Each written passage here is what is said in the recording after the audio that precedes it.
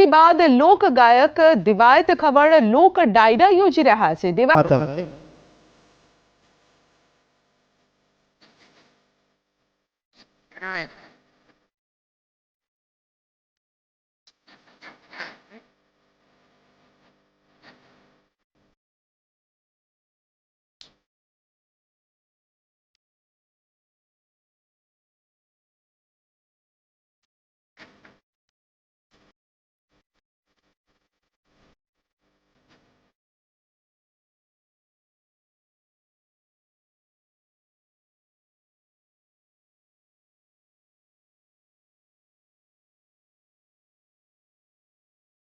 PM Modi આજે અને આવતીકાલે ગુજરાત પ્રવાસે છે. આજે રાત્રે 9 વાગે અમદાવાદ પહોંચશે. પીએમ ગાંધીનગરમાં રાજભવન ખાતે રાત્રિ રોકાણ કરશે. 9 માર્ચે સવારે 8 કલાકે અમદાવાદ રવાના થશે અને અમદાવાદના નરેન્દ્ર મોદી સ્ટેડિયમ પહોંચશે. તો ઓસ્ટ્રેલિયાના પીએમ સાથે ટેસ્ટ મેચ જોશે પીએમ મોદી. 10 વાગે પીએમ મોદી ગાંધીનગર જવા રવાના થશે. બપોરે 2 વાગ્યા સુધી રાજભવન રોકાશે પીએમ મોદી અને 2 વાગ્યા બાદ દિલ્હી રવાના થશે પ્રધાનમંત્રી મોદી. તો પીએમ નરેન્દ્ર મોદી આવી રહ્યા છે 2 દિવસના ગુજરાત પ્રવાસે, પરંતુ આ વખતનો પ્રવાસનો ઉદ્દેશ અલગ છે. આ વખતે તેઓ ક્રિકેટ મેચ નિહાળવા આવી રહ્યા છે અને તે પણ નરેન્દ્ર મોદી સ્ટેડિયમમાં તેઓ ટેસ્ટ મેચ નિહાળશે. આજે રાત્રે 9 વાગે તેઓ ગુજરાત આવી પહોંચશે. આવતીકાલે તેઓ અમદાવાદ આવશે અને નરેન્દ્ર મોદી સ્ટેડિયમમાં ઓસ્ટ્રેલિયાના પીએમ સાથે તેઓ મેચ નિહાળશે. અને આ દરમિયાન બંને દેશોના નેતાઓ સાથે વાતચીત પણ થઈ શકે છે. તેમની સાથે સંબંધોને લઈને જે સારા સંબંધો છે તે વધુ ગાઢ બનશે, મૈત્રીપૂર્ણ સંબંધો આગળ વધશે.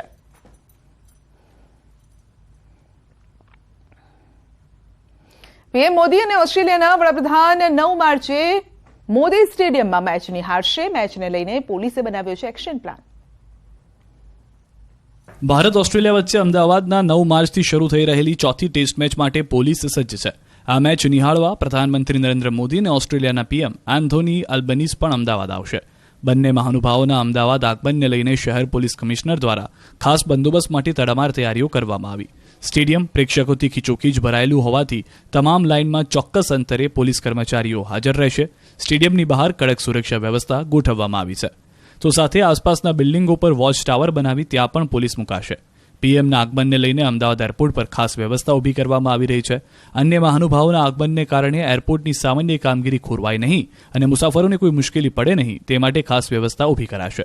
સુરક્ષાને લઈને છેલ્લા 3 દિવસથી શહેર પોલીસ ખાસ પેટ્રોલિંગ કરે છે. સ્ટેડિયમની અંદર અને સ્ટેડિયમની આજુબાજુ પોલીસ તથા અન્ય એજન્સીઓ દ્વારા ખાસ વોચ રાખવામાં આવી રહી છે. મેચના દિવસે નરેન્દ્ર મોદી સ્ટેડિયમ અને આસપાસના રસ્તાઓ પર ટ્રાફિક પોલીસના 2300 જવાનો ખડેપગે રહેશે. રાજકોટમાં ધૂળેટીનો પર્વ બન્યો રક્તરંજિત. પિતાએ સંતાનો અને પત્ની પર કર્યો હુમલો. પિતાએ હુમલો કરતા 3 મહિનાની દીકરીનું મોત થયું છે. 4 વર્ષનો પુત્ર ઈજાગ્રસ્ત થતા હોસ્પિટલમાં દાખલ થયો છે. 25 વર્ષીય પત્નીને પણ પતિએ છરી મારી છે અને બંને ઈજાગ્રસ્ત માતા પુત્ર હાલ સારવાર હેઠળ છે. અજંતા અપાર્ટમેન્ટમાં વહેલી સવારે 4:30 વાગે પિતાએ કર્યો પરિવારજનો પર હુમલો. સ્થાનિક પોલીસે પણ તપાસ હાથ ધરી. તો રાજકોટમાં ધૂળેટીનો પર્વ બન્યો છે રક્તરંજિત.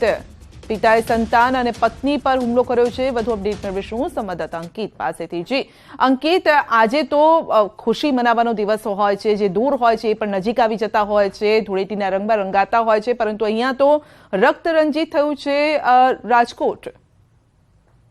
સંધ્યા, ખાસ કરીને વાત કરવામાં આવે તો ધૂળેટીના પર્વના જ દિવસે કે જ્યારે લોકો એકબીજાને હસી મજાક સાથે રંગ ઉડાડતા હોય છે, દુશ્મન હોય છે તેને પણ દોસ્ત બનાવી લેતા હોય છે ને ત્યારે એક પિતાએ જ પોતાના પરિવારજનો ઉપર હુમલો કરી હોવાની ઘટના છે તે સામે આવી છે. સમગ્ર ઘટના છે તે વહેલી સવારે 4:30 વાગ્યા આસપાસ બની હોવાનું છે તે હાલ અત્યારે જાણવા મળી રહ્યું છે.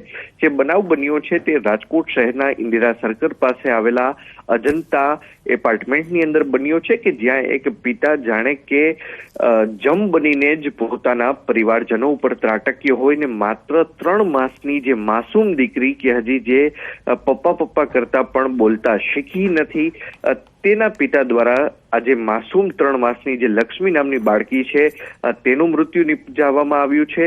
સાથોસાથ જે 4 વર્ષનો પુત્ર નિયત છે તેમજ 25 વર્ષની તેની પત્ની જે બસંતી છે તેને પણ છરીના ઘા છે તે ઝીંકવામાં આવ્યા છે. હાલ અત્યારે જે માતા પુત્ર છે નિયત અને જે માતા બસંતી છે તે હાલ રાજકોટ શહેરની સિવિલ હોસ્પિટલમાં સારવાર હેઠળ છે. તો બીજી તરફ સમગ્ર મામલે આજે હત્યારો પિતા છે તેની પણ પોલીસ દ્વારા શોધખોળ શરૂ કરવામાં આવી છે. સાથોસાથ પોલીસ દ્વારા જે 3 માસની જે માસૂમ દીકરીનું જે અવસાન થયું છે તેને હાલ અત્યારે પીએમ રૂમ ખાતે પણ ખસેડવામાં આવ્યું છે. સાથોસાથ પોલીસની એક ટીમ દ્વારા જરૂરી પંચનામાની કાર્યવાહી પણ છે તે હાથ ધરવામાં આવી છે. જી અંકિત, આપનો આભાર.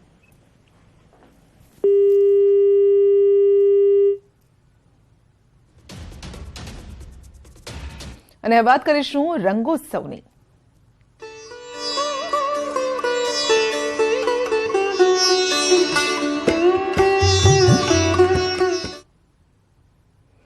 પીએમ મોદીએ હોળી ધૂળેટીની શુભેચ્છા પાઠવી છે. દેશવાસીઓને હોળી ધૂળેટીની શુભકામના પાઠવી છે. ટ્વીટ કરીને તેમણે ટાંક્યું છે કે આપ સૌના જીવનમાં હંમેશા આનંદ અને ઉમંગના રસ વરસતા રહે.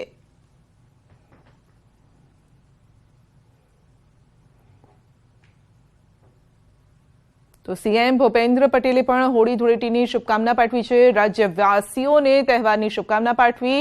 તેમણે રંગોનું આ પર્વ પરસ્પર પ્રેમ, બંધુત્વ અને સામાજિક સમરસતાને ઉજાગર કરતું પર્વ બની રહે તેવી શુભેચ્છા વ્યક્ત કરી છે. આ ઉત્સવ જનજનમાં જીવનમાં ઉલ્લાસ અને ઉમંગના રંગ ભરનારો બને તેવી શુભકામના સૌ નાગરિકોને પાઠવી છે.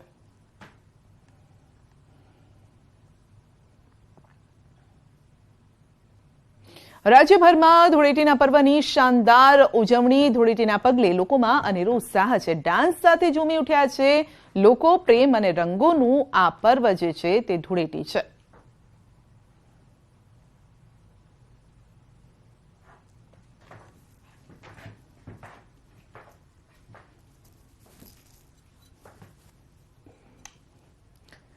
તો આ અંગે સીધી વાતચીત કરીશું. અમારા સહયોગી વિભુ આપણી સાથે જોડાઈ ગયા છે, કારણ કે સવારથી જ અલગ અલગ સોસાયટીઓમાં પણ રંગ ઉડતા જોવા મળી રહ્યા છે. વિભુ, આપ પણ રંગમાં રંગાઈ ગયા છો.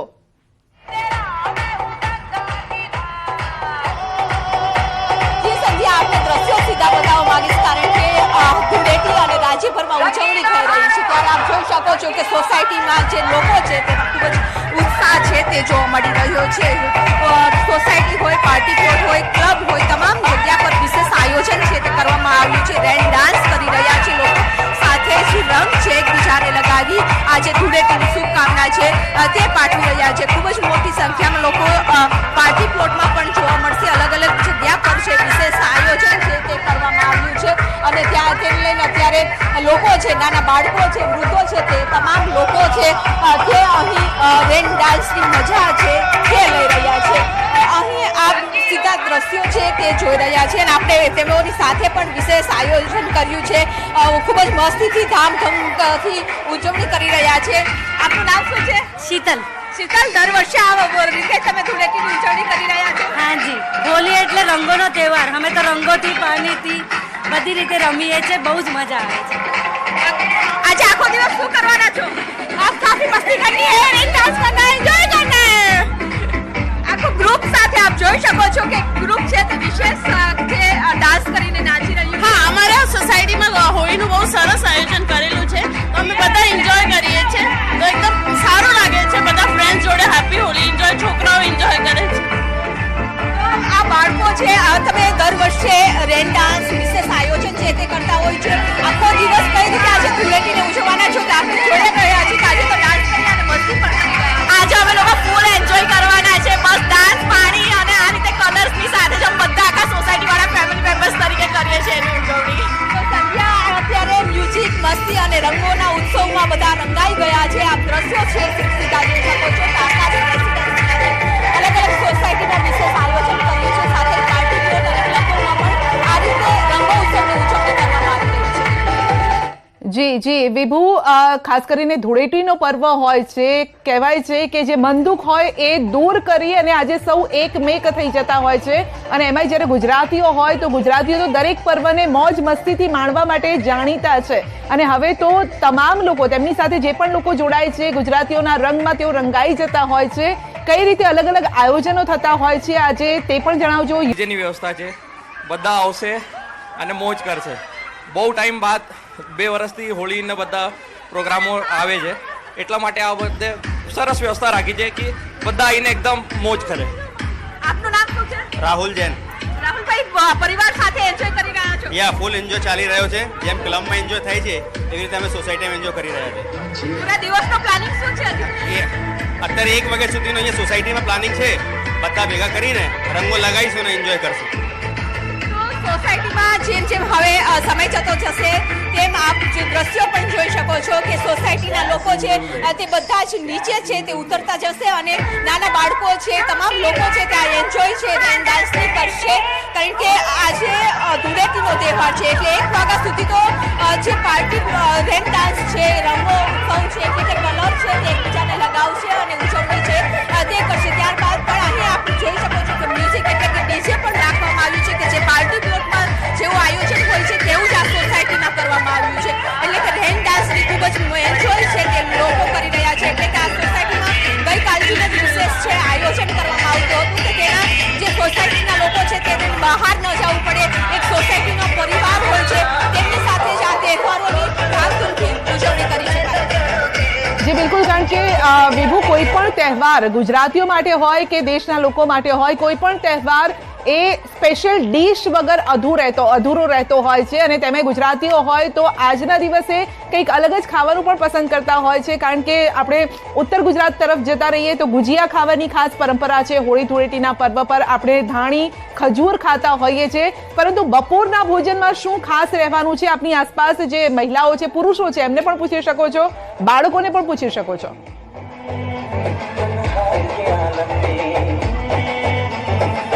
બિલકુલ અત્યારે એન્જોય તો કરી રહ્યા છે. સાથે સાથે સોસાયટી દ્વારા ભોજનની પણ વિશેષ આયોજન છે તે કરવામાં આવતું હોય છે. નાના બાળકો પણ છે.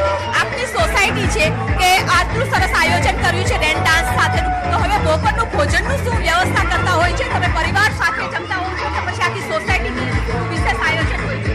સોસાયટી એકવાર ફંડ રિલીઝ એટલે ફંડ એકઠું કરે છે અને દરેક સિઝન એટલે કોઈ બી તહેવાર હોય એમાં એ લોકો આવી રીતે પ્રોગ્રામ આયોજન કરે છે અને સેકન્ડ કે લંચ યા ડિનર અરેન્જ કરી આપે છે. જે વિશેષ આયોજન છે બાળકો હોય છે. બેન, આપે અત્યારે તો એન્જોય કરી રહ્યા છો, વિશેષ આખો દિવસ કેવી રીતના ઉજવો છો? બપોરનું ભોજનની વિશેષ વ્યવસ્થા સોસાયટીમાં કરવામાં આવે છે કે તમારી ઘરે પોતાની ઘરે કરતા હો? અમારા સોસાયટીમાં અમે બધા ઘરે ગ્રુપ મળીને બધા સાથે જમવાની વ્યવસ્થા કરવાના છીએ અને ફૂલ ડે અહીંયા સેલિબ્રેશન કરવાના છીએ. જ્યાં સુધી અહીંયા છે ત્યાં સુધી ફૂલ ડે એન્જોય કરશું. આજે એન્જોય કરવા માટે સોસાયટીમાં જમવાની વ્યવસ્થા કરી છે. લેડીઝો છે તે પણ બધા એન્જોય કરી શકે તે માટે વિશેષ આયોજન કરવામાં આવ્યું છે. ચેરમેન આપણી સાથે આવી ગયા છે કે પૂછીએ કે આજે આખો દિવસ તમારો શું પ્લાનિંગ છે? ખૂબ એન્જોય તો કરી રહ્યા છો. આજે આખો દિવસ અમે જો પ્લાનિંગ કર્યું ધૂળેટી રમવાનું. ધૂળેટી આજે આખો દિવસનું પ્લાનિંગ છે અમારું મેન. અને પછી અહીંયા રેન ડાન્સ જેવો જે આયોજન કર્યું છે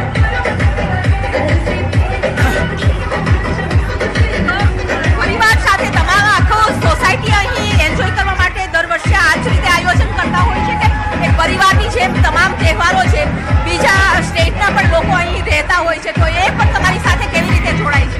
અહીંયા એકચ્યુઅલી ટોટલ 942 ફ્લેટ છે. અમારા જાતના હિન્દી ભાષી, ગુજરાતી, બહારના બી લોકો અહીંયા રહે છે અને દરેક ફેસ્ટિવલ અમે અહીંયા હળી મળીને બધા ઉજવીએ છીએ સારી રીતે. તમામ સ્ટેટના લોકો હોય કે પછી ગુજરાતી હોય, આ તમામ લોકો એક સાથે મળી અને અત્યારે ઉજવણી કરી રહ્યા છે.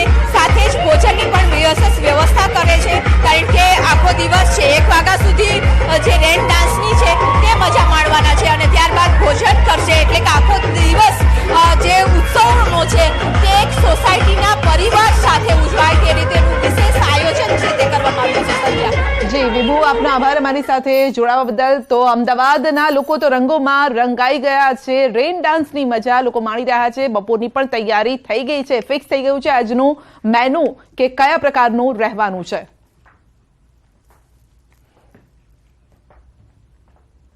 બુલેટિનમાં આગળ વધીશું નાનકડા બ્રેક બાદ.